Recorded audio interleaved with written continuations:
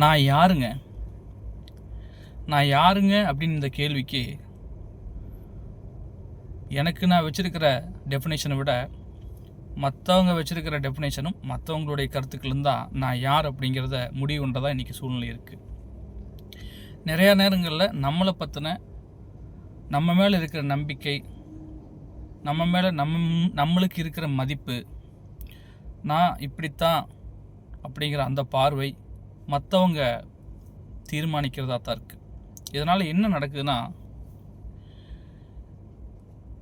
அவங்க சொல்கிற அந்த கருத்துக்களை கேட்டுட்டு சில நேரத்தில் நம்மளே கூட ஆமாம் நான் இப்படித்தான் முடிவு பண்ணிடுறோம். அது நெகட்டிவாக இருக்கலாம், ஆர் பாசிட்டிவாக இருக்கலாம்.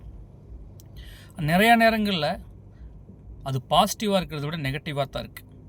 ஒரு விஷயம் நல்லா புரிஞ்சுக்குங்க, இந்த உலகத்தை இருக்கிற அத்தனை விஷயங்களும் படைத்தது இறைவன் தான் அப்படிங்கிறது நீங்கள் நம்ப உண்மை அப்படின்னா, உங்களை படைத்ததும் அதே இறைவன் தான். அவன் படைத்த ஒரு விஷயம் சிறப்பாக இருக்குமே தவிர சொல்வதற்கு வேறு எதுவும் இல்லை. எனில் நீங்களும் சிறந்தவரே.